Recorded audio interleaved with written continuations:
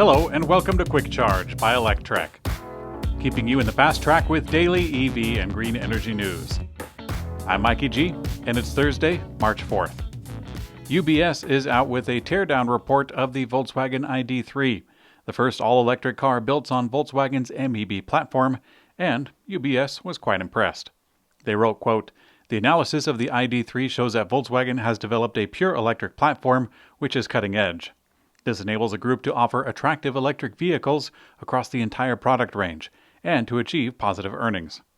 Bloomberg, who got access to the teardown report, said, quote, "The deep dive into the ID.3 by UBS Group AG analysts found that the platform underpinning Volkswagen's EV models will be fully cost competitive with Tesla and boast best-in-class energy density and efficiency. Analysts led by Patrick Hummel called the car, quote, the most credible EV effort by any legacy auto company so far." Porsche is officially unveiling the Taycan Cross Turismo, a $90,000 more practical version of the performance electric sports car that it's based on. The Cross Turismo version features a longer, flatter roofline compared to the sedan, resulting in more space inside.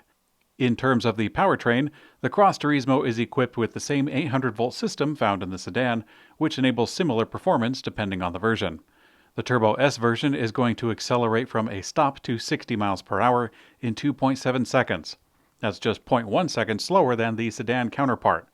Porsche hasn't released the EPA range yet, and some people are concerned considering that the range of the slicker Taycan was just 200 miles according to the EPA. Volkswagen is announcing the start of its over-the-air software updates for the ID electric vehicles. Strangely, customers need to go to the dealership to get a software update to activate the feature in the first place. Tesla pioneered over-the-air software updates in the auto industry, and it's been a big selling point for the automaker since it enables vehicles to still improve with new features years after they have been delivered. And now that Volkswagen is joining in, the feature is bound to begin spreading across the industry. Volkswagen says that they plan to release new software updates every 3 months starting this summer.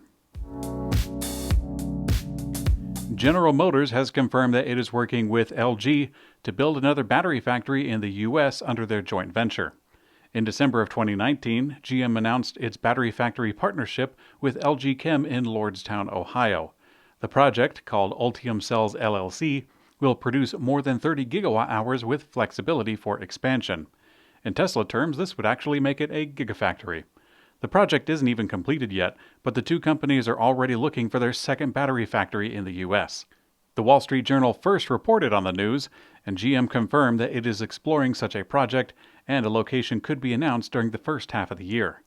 All future electric vehicles will be using Ultium battery cells developed jointly with LG and produced in the U.S. through this venture. Also, Honda is planning electric vehicles using Ultium technology for production here in the U.S. Japanese industrial manufacturer Hitachi Zosen has developed a solid-state battery claimed to harness one of the highest capacities in the industry. Additionally, the Osaka-based company states that this new solid-state battery can operate under a large range of temperatures. It will soon be tested in industrial machinery and space. Several companies around the globe continue to develop solid-state batteries. However, major issues in scalability remain due to high cost and limited capacities. Hitachi Zosen says it has already begun small production of a prototype. Solid-state batteries continue to make headlines for their development around the world, even if it is an inch at a time. A new first drive video was published on Electrek's YouTube channel, this time for the 2022 Chevy Bolt Euv. Although the car is largely the same as the previous models with the same motor, battery, and form factor, the compact hatchback provides 250 miles of range, an affordable price, and is capable of upgrading to GM's Super Cruise, a Level 2 autonomy system on par with Tesla's Autopilot.